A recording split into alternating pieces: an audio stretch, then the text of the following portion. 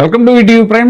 తాజాగా అమెరికా అధ్యక్షుడు Donald Trump మీద మళ్లీ కాల్పులు జరిగాయి. గతంలో కూడా ఒకసారి కాల్పులు జరిగినటువంటి విషయం మనకు తెలిసిందే. ఎన్నికల ప్రచారం టైంలో ఆయన లక్కీగా ఎస్కేప్ అవటం జరిగింది. అయితే ఇప్పుడు ప్రజెంట్ ఏంటంటే ఈ ఇరాన్తో యుద్ధం జరుగుతున్నటువంటి నేపథ్యంలో ఒక పక్క ఈయనేమో సీజ్ ఫైర్ ప్రకటించానని చెప్పి కాల్పుల విరమణ ప్రకటించానని చెప్తున్నా కూడా అక్కడ ఇరాన్ వైపు నుంచి ఎలాంటి కాల్పుల నిలుపుదల లేదు. అక్కడ ఇంకా విధ్వంసం కొనసాగుతూనే ఉంది. అటు ఇజ్రాయెల్ మీద కానీ లేదా గల్ఫ్ దేశాల్లో కానీ తరచుగా దాడులు చేస్తూనే ఉంది ఇరాన్ చెప్తున్న కారణం ఏంటంటే హర్మూజ్ మీద అమెరికా పెత్తనం చెలాయించాలని చూస్తోంది. హర్మూజ్ని దిగ్బంధనం చేయాలని ట్రై చేస్తే మా యొక్క కౌంటర్ ఇలాగే ఉంటుంది అని చెప్తున్న ఈ నేపథ్యంలో ట్రంప్ మీద ఈ దాడులు జరగటం అనేటువంటిది ఇప్పుడు పెద్ద సెన్సేషన్ అయింది.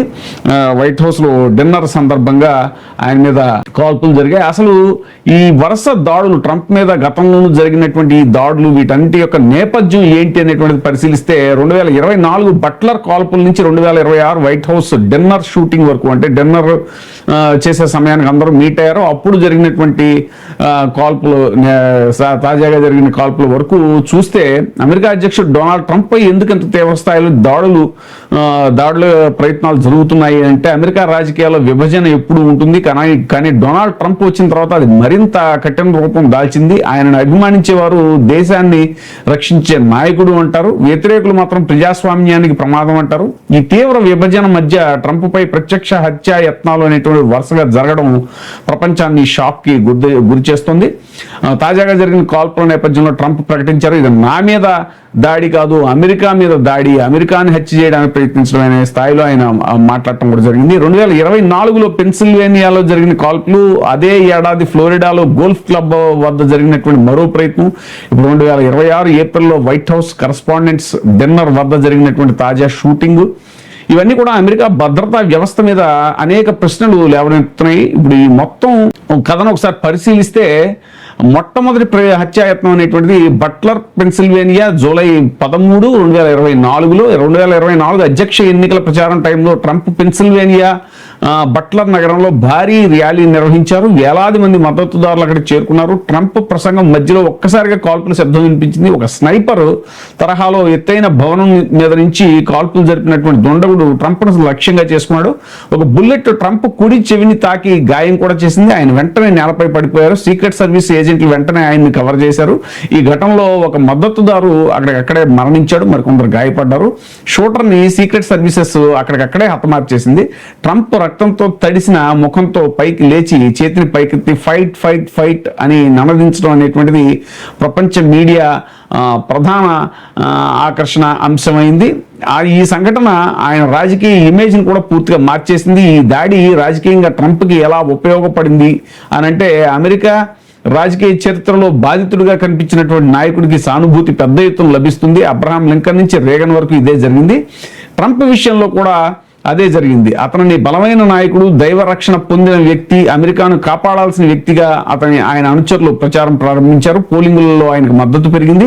ప్రచార సభలో మరింత ఉత్సాహంగా మారాయి. ఈ దాడి తర్వాత సీక్రెట్ సర్వీసెస్ వైఫల్యంపై తీవ్రమైనటువంటి విమర్శలు కూడా వచ్చాయి. షూటర్ అంత ఎత్తైన భవనం ఎలా చేరాడు, ముందుగా ఎందుకు గుర్తించలేకపోయారు అనేటువంటి ప్రశ్నలు కాంగ్రెస్ వరకు వెళ్ళాయి. రెండో ప్రయత్నం ఫ్లోరిడా గోల్ఫ్ క్లబ్ సెప్టెంబర్ 15, 2024 మొదటి ఘటన నుంచి 2 నెలలు కూడా గడవక ముందే మరో పెద్ద షాక్. ట్రంప్ ఫ్లోరిడాలోని తన గోల్ఫ్ క్లబ్ వద్ద గోల్ఫ్ ఆడుతూ ఉండగా అనుమానాస్పద వ్యక్తిని భద్రతా సిబ్బంది గుర్తించారు. ఆ వ్యక్తి వద్ద ఆయుధం, బ్యాక్ ప్యాక్, కెమెరా సామగ్రి లభించాయి. అతను ట్రంప్ను లక్ష్యంగా చేసుకుని అక్కడికి వచ్చినట్లుగా FBI ప్రకటించింది. సీక్రెట్ సర్వీసెస్ కాల్పులు జరపడంతో అతను పారిపోవడానికి ప్రయత్నించాడు. తర్వాత అరెస్ట్ అయ్యాడు. ఈ కేసును కూడా అపెరెంట్ అసోసియేషన్ అటెంప్ట్ గా FBI నమోదు చేసింది. ఆ తర్వాత విచారణలో అతనిపై తీవ్రమైనటువంటి ఆరోపణలు నమోదయ్యాయి. 2026లో అతని జీవిత ఖైదు విధించబడినట్టుగా కూడా రికార్డులు సూచిస్తున్నాయి. ఇది ట్రంప్ భద్రత మీద మరింత ఆందోళన పెంచింది. ఇక మూడో తాజా ఘటన white house correspondents dinner shooting April 25, 2026 అంటే నిన్నే తాజా సంఘటన వాషింగ్టన్ డీసీలోని వాషింగ్టన్ హిల్టన్ హోటల్లో ప్రతి సంవత్సరం జరిగే white house correspondents dinner America రాజకీయ మీడియా ప్రపంచంలో అత్యంత ప్రాధాన్యమైనటువంటి కార్యక్రమం.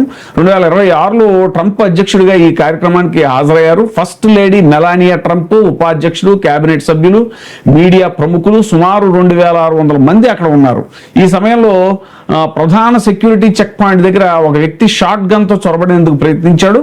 అతను సీక్రెట్ సర్వీసెస్ ఏజెంట్ పై కాల్పులు జరిపాడు. ఆ ఏజెంట్ బుల్లెట్ ప్రూఫ్ వెస్ట్ కారణంగా ప్రాణాపాయం నుంచి బయటపడ్డాడు. వెంటనే అతన్ని అదుపులోకి తీసుకున్నారు. ట్రంప్, మెలానియా కేబినెట్ సభ్యులను వెంటనే సురక్షిత ప్రాంతానికి తరలించారు.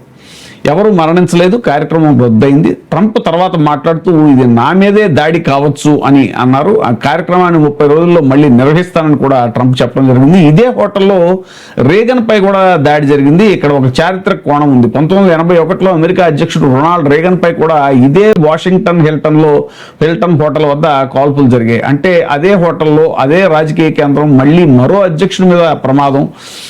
ఇది అమెరికా రాజకీయ హింస ఎంత పునరావృతం అవుతుందో చూపిస్తుంది. ఎందుకు ట్రంప్నే లక్ష్యంగా చేసుకుంటున్నారు అంటే ఇది కేవలం వ్యక్తిగత ద్వేషం కాదు.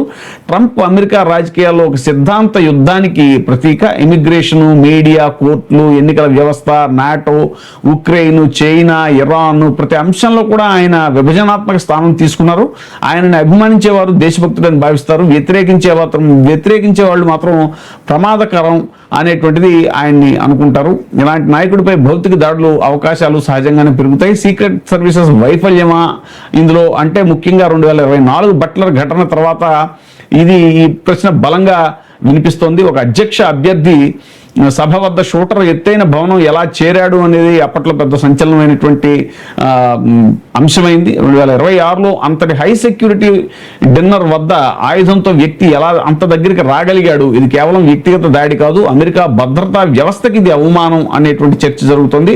అమెరికా కాంగ్రెస్, సెనెట్ నివేదికలలో కూడా సీక్రెట్ సర్వీసెస్ లో నిర్మాణాత్మక లోపాలు ఉన్నాయనే విమర్శలు కూడా వచ్చాయి.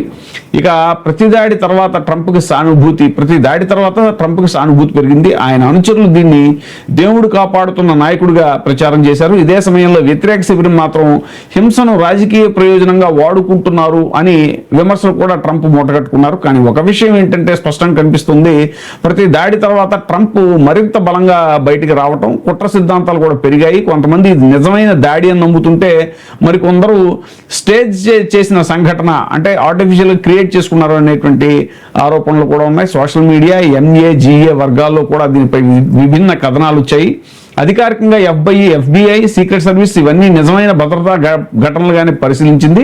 అమెరికా ప్రజాస్వామ్యానికి ఇది ప్రమాద సంకేతం. ఒక దేశంలో నాయకుడిపై రాజకీయ విమర్శలు సాధారణం, కానీ ప్రత్యక్ష కాల్పులు, హత్యాయత్నాలు, భద్రతా వైఫల్యాలు ఇవన్నీ కూడా ప్రజాస్వామ్య బలహీనతకి సంకేతాలు.